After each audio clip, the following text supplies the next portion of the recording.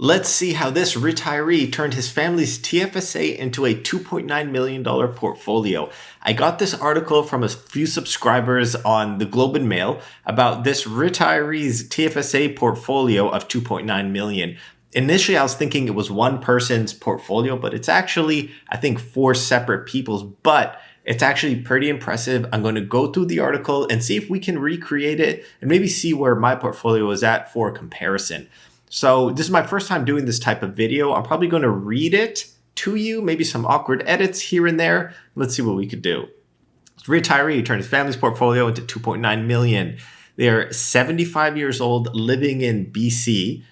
So he has 2 adult children ranging from 570 to 850,000. Now the total TFSA you can enter for yourself is, I think, 95,000. So if we go 95.5, which I think is the amount, so they could have only invested a max of 382 and they turned it into 2.9, so 7.5x, which is pretty impressive. And I think it's only been 15 years.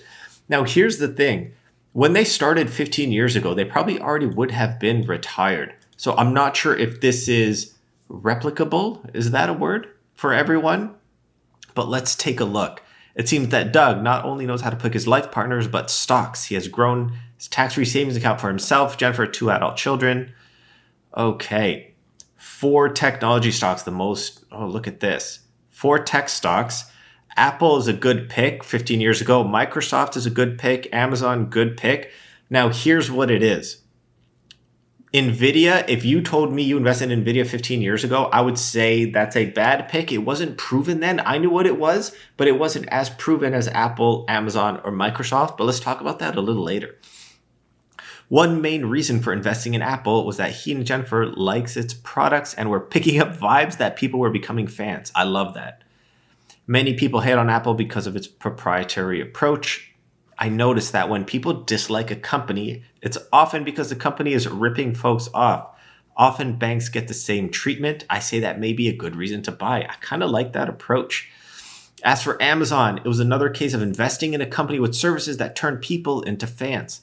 As for Microsoft, a hold because of its entry into AI. Fine, so AI was recent. Oh, this is my favorite part. Doug admits NVIDIA bet was mostly luck. So this is why it might be hard for everyone else to recreate what he's done. If you told me, can we recreate instead of 2.9 million, 1.9, that would be a lot easier. Obviously, that's $1 million off. I'm guessing he might have even made $1 million just on NVIDIA itself. Okay, he's an avid gamer. He had mentioned the company's graphics processing were great for gaming. Fine. Yet Doug's lack of diversification in conservative holdings is not a worry. If losses occur, they will not inflict a hardship because he and Jennifer are financially secure.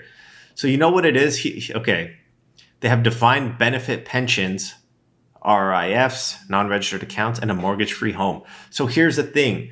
In their TFSA, they were able to take a little more risk, and that comes in the form of NVIDIA and Amazon. Maybe 15 years ago, they weren't as proven. So it does seem, when this is not risky for him. If losses occur, it's not a hardship. This is not something that everyone else can recreate. If I were to lose my TFSA, I'd be pretty upset. There would be definitely hardship. I don't have a defined benefit pension, and I don't have a mortgage-free home yet. So let's take a look what else they say. Not only are the kids' retirements on solid ground, but so are their children's. Look at this. They have the inheritance ready to go. The couple have already given $1.3 million to their son. Okay, well, he used the money to buy a house for his family. So again, this family seems to be a little more well off. It might be hard for this, I'm not sure what this article is supposed to signify. It's like, hey, can anyone do it? The more I look into it, I don't think people can do this. Let's say we can do half this amount. They seem to have a lot more money, even though, here's the thing, we can only invest the same amount. Everyone can only invest the max, which is like 95 or 95.5K. And as of Jan 1st, 2025, it'll be around 102,000 because it increases around 7,000 every year now. But all the data leads to me realizing that they have more money in general, and they can like invest willy-nilly into this. And also, when I do like what he said, that it's a little bit of luck. Here's what it is. Doug admits it's mostly luck. 15 years ago, okay, let's look at 5 years. If you told me, hey, I'm investing in Costco, that'd be great. I have nothing wrong with Costco. Take a look. The last 5 years, you would have made 193%, which is triple your income. That's great.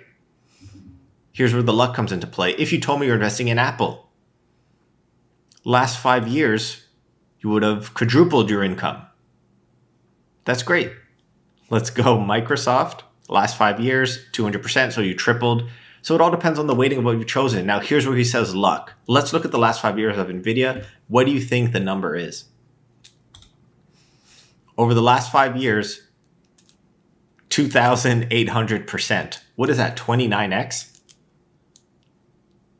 If you invested 10,000 and in 5 years, you'd have 209,000. So this is where the luck comes in. It's hard for us to replicate this. I know some people have. You can't just look at the winners like this family and then say this is a good example of risk taking. They're not showing us the 100 or 200 or 1,000 people that have tried to invest on their own and picking stocks and it not work out. What if you invested in the weed companies that all went under? What if you invested in, I don't know, all these like Doge coins or something that went under? So this is a feel-good story. I get it. Hard to replicate. Very unlikely. What if you did Tesla?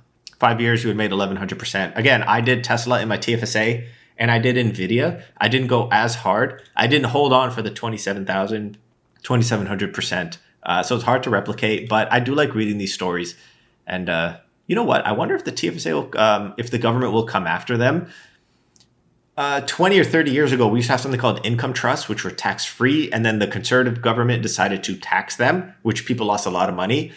I'm wondering in 20, 30 years, who knows, maybe even next year, when the government runs out of money, if they start taxing your TFSA, if it is over a certain amount. And that is scary to me. I hope that's not true because it is a tax-free savings account. It's the only way people can retire these days.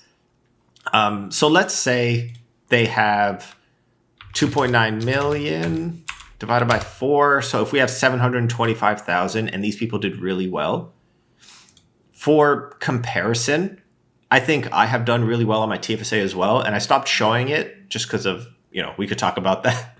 We could talk about that offline. But my TFSA around 528,000. I don't know why I have 88,000 in cash. I need to figure out or do something with it. I will be reallocating that somewhere else. But I think I have done really well.